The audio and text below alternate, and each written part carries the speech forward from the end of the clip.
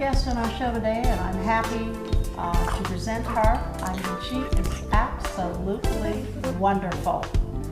So that person is Miss Maureen McCann. Maureen is an investor, a real estate investor, entrepreneur, and she's going to come and share with us how to go from middle class to wealthy and without quitting your day job. Now, I know you want to listen to that show. So as we bring on my guest, Miss Maureen McCann. Miss Maureen McCann. Good job. Maureen, welcome. I made it. I'm always late. Absolutely late. How are you? Good to see you. It's good to see you. Oh, great. It's great to see you. Ladies, Thank you for taking time again from your busy schedule. You know, a few weeks ago, we had Maureen on as a co-host and helping me and helping the women out there. So today, we have her on the show. She was so great. I said, you got to come back and you got to share. When she said this topic, I said, the women, you've got to know. So, Maureen, we're all anxious. So tell us just a little bit about your background as a real estate investor.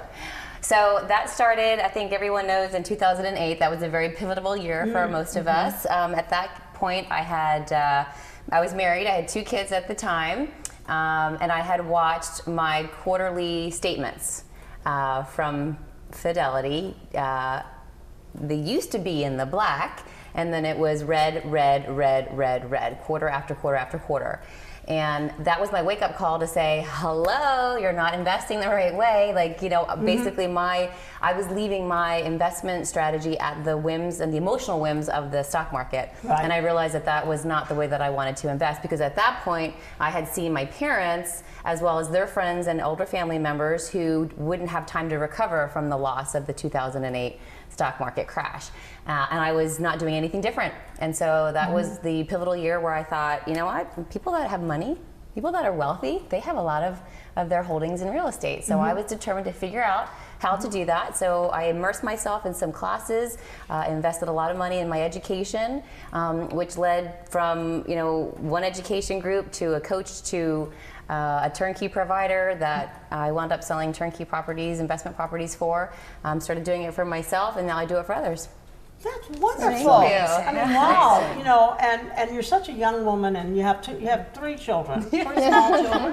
Yeah, I do. And doing all these wonderful things for people. Well, you know, one thing I like about the show, The Total Woman, is because we're about women and empowering women and seeing that they do well.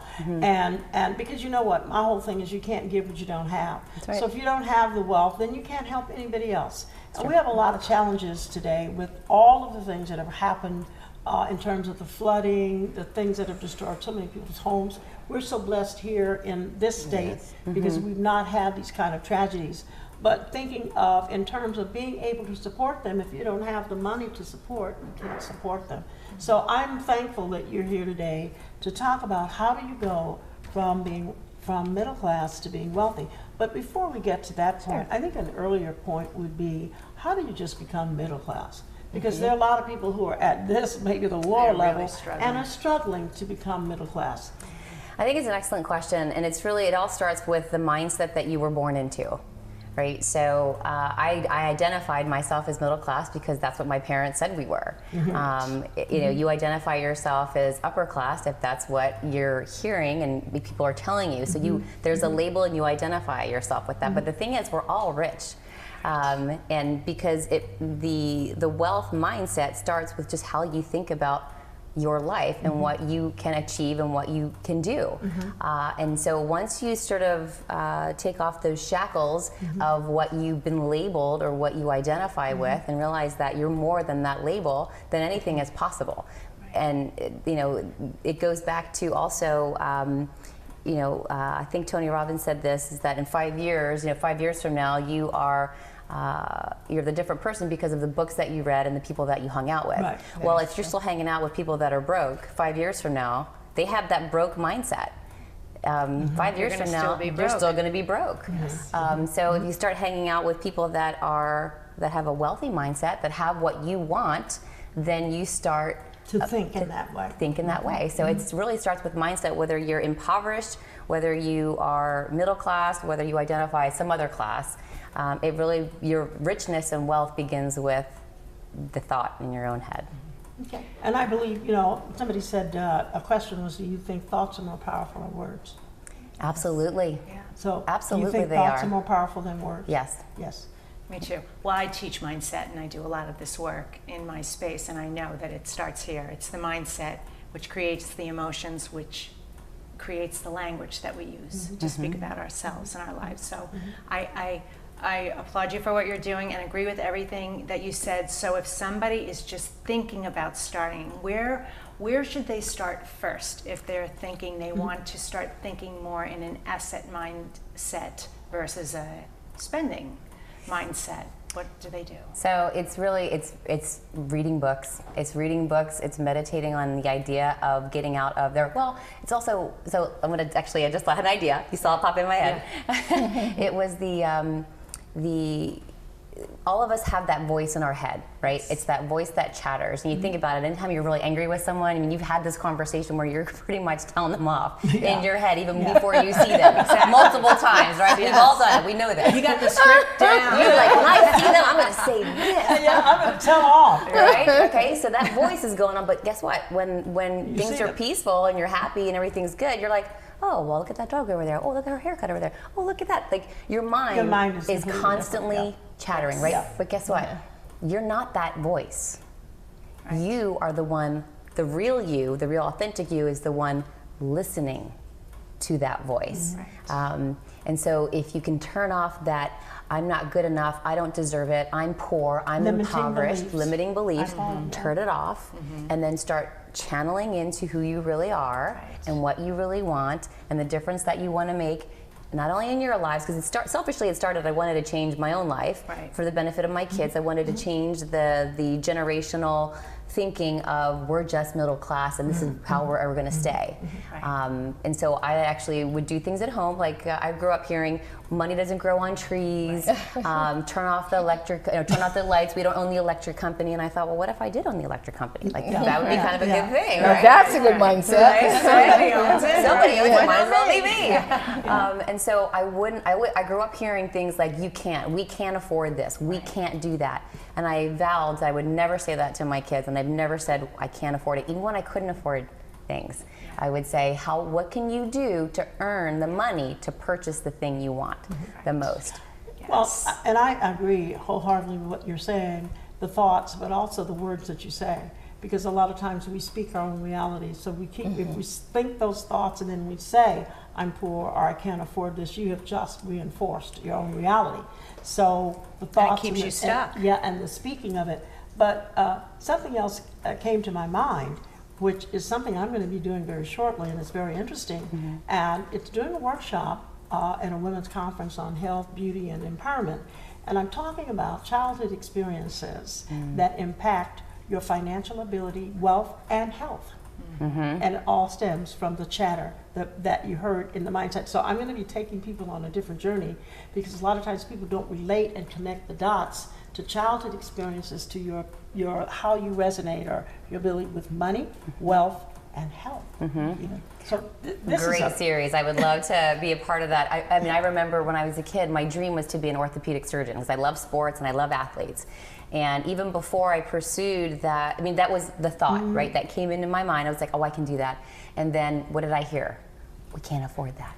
I can't afford that. That's too expensive. You're going to graduate and you're going to have a $200,000 bill. Debt. You can't do that. And so I don't even let my kids use the word can't either in my house, right? So when they say, Mom, I can't do that, I'm like, what? What's that word? What are you saying? I don't understand. And then they change it because they've taught them to. It's like, okay, well, Mom, it's challenging, but I can figure it out, right? So it's just those little minor messaging that interrupt the habitual loop of I can't, or I'm not worthy, or that. Now, some practitioners, and I've done this, and maybe you've done this, Diane, as a coach, and maybe you have too, as a dentist, even, is I have to write out, and I've had people who've come to me actually write on a 3x5 card, put it on the refrigerator, put it in your car, put it on your computer, because those affirmations, those things, those to negate those negative voices have to be counteracted, and you have to see it, because you can slip back into that mindset of, oh, I'm not good enough, or oh God, I'm gonna have so much debt, or this. It's a Or muscle. I'm going to be It's in a muscle pain. that you have to work Yeah. every day. And so I Yes. found for me, I had to go through that exercise, and that's what helped. I had it everywhere, Yeah. you know, and I kept repeating it, affirming it, because I kept hearing those little chatter.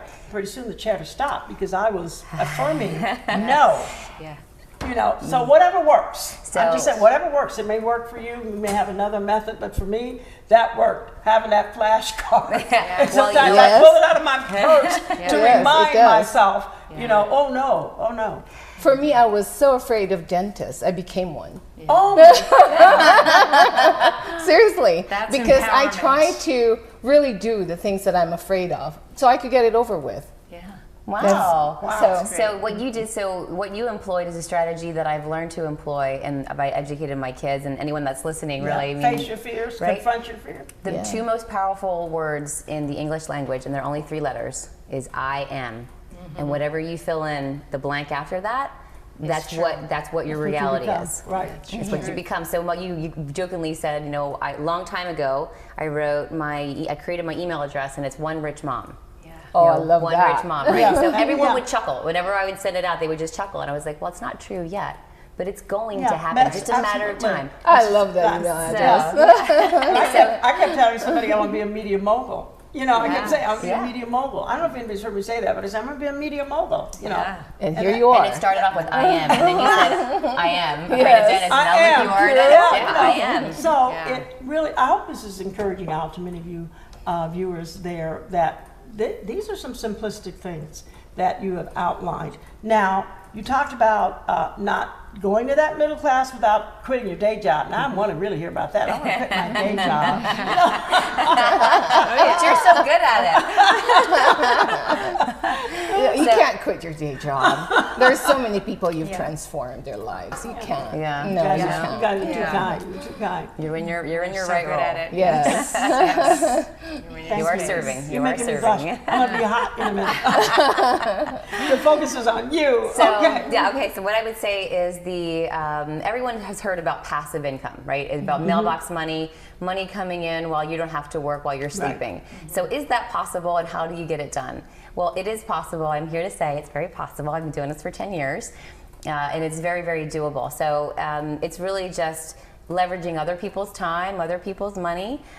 Banks are lending money at really, really cheap rates. So if you have a W-2 income, right, or a 1099 income, we can get you qualified to purchase investment properties that will yield you monthly income. And the best part about it is you know, you are using other people's time, other people's money. So using the banker's money to leverage into acquiring some investment properties. And I know we're thinking in California. We're not California, New York real estate prices, right? We're dealing in the Southeast, where it's a little bit lower barrier of entry. Yes. Properties priced under $100,000. And what you do is you basically acquire these rental properties that you use the tenant to pay down the debt, increase your equity position, give you monthly cash flow, and then you take the 27.5-year benefit of the tax deduction on depreciation. And then the little cherry on top of all of that is appreciation at the end of the time. So you just basically acquire rental properties that would assume. And you know, this is really interesting, and I'm going to say this because it actually, what you're talking about in terms of investment in real estate is really biblical. Because when you think about your wealth and where wealth is acquired, it's accumulated through stocks and bonds, it's, commodities, and real estate, truly. And so that is actually in my favorite book. Mine too.